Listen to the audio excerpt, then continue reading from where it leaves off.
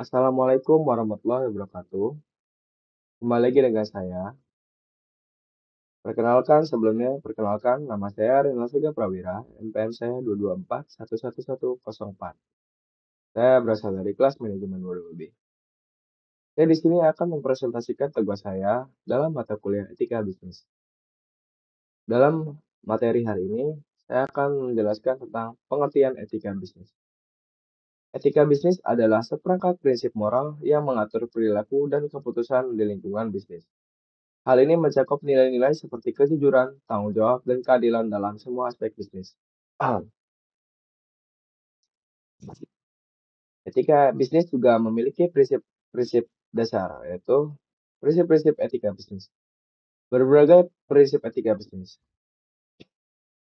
Etika bisnis mencakup prinsip-prinsip seperti integritas, transparansi, menghormati hak individual, dan mematuhi hukum yang berlaku.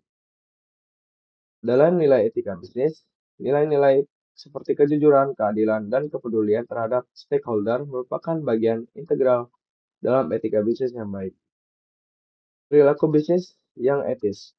Etika bisnis menuntut perilaku yang jujur, adil, serta memperhatikan dampaknya pada orang lain dan lingkungan. Etika dalam pengambilan keputusan bisnis. Perilaku prinsip-prinsip etika. Pengambilan keputusan bisnis yang etis memperlakukan pemahaman yang dalam terhadap prinsip-prinsip etika dan kemampuan untuk mengaplikasikannya dalam situasi nyata. Analisis konsekuensi. Mempertimbangkan dampak keputusan terhadap semua pihak yang terlibat termasuk keadilan dan kepatuhan terhadap hukum. Kepatuhan terhadap norma. Etika dalam pengambilan keputusan bisnis juga melibatkan kepatuhan terhadap norma standar dan kebijakan yang berlaku. Tanggung jawab sosial perusahaan. Pendekatan berkelanjutan. Perusahaan harus mempertimbangkan dampak sosial dan lingkungan dari keputusan bisnisnya, dengan fokus pada keberlanjutan dan tanggung jawab jangka panjang. Transparansi dan akuntabilitas. Tanggung jawab sosial perusahaan juga mencakup keterbukaan dalam pelaporan kinerja sosial dan lingkungan serta akuntabilitas terhadap semua stakeholder. Pemberdayaan masyarakat. Perusahaan perlu berperan aktif dalam pemberdayaan masyarakat dalam menciptakan dampak positif dalam komunitas tempat mereka beroperasi. Etika dalam hubungan dengan pelanggan. Yang pertama yaitu pelayanan berkualitas. Memberikan layanan pelanggan yang bermutu tinggi dan memenuhi harapan dengan penuh integritas dan kejujuran. Perlindungan konsumen. Etika bisnis menuntut perlindungan terhadap hak konsumen, termasuk informasi yang jujur dan transparansi tentang produk dan layanan.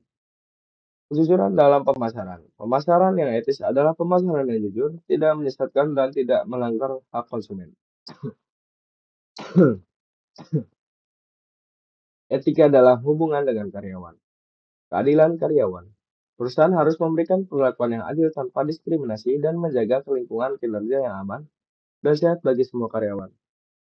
Pemberdayaan karyawan. Pemberdayaan karyawan melalui pelatihan, pengembangan karir, dan partisipasi dalam pengambilan keputusan merupakan aspek penting dari etika bisnis hubungan dengan karyawan. Keseimbangan kinerja dan kehidupan pribadi. Perusahaan harus memperhatikan kesejahteraan dan keseimbangan kehidupan kerja keluarga karyawan sebagai bagian dari etika bisnisnya. Etika dalam hubungan dengan pesaing. Kontribusi positif. Perusahaan harus bersaing secara sehat dan memberikan kontribusi positif pada industri tanpa menggunakan tindakan curang dan atau tidak etis.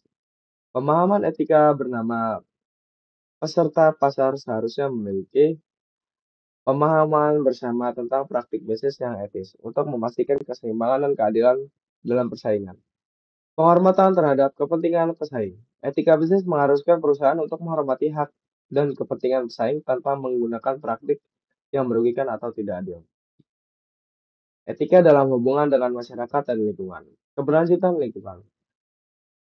Perusahaan mempertimbangkan dampak lingkungan dan dari kinerja bisnisnya serta melakukan upaya untuk meminimalkan dampak negatif dan menghasilkan dampak positif pada lingkungannya.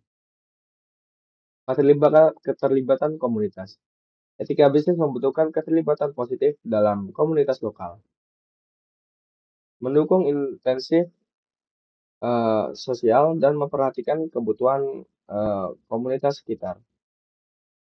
Transparansi dan komunikasi terbuka. Pengelolaan hubungan dengan masyarakat lingkungan membutuhkan transparansi komunikasi terbuka secara serata serta merencanakan tanggung jawab sosial yang jelas. Mungkin itu saja yang bisa saya sampaikan pada materi kali ini. Mohon maaf jika ada salah kata dari saya, dan mohon maaf jika eh, saya terlalu cepat-cepat dalam membaca. Wassalamualaikum warahmatullahi wabarakatuh.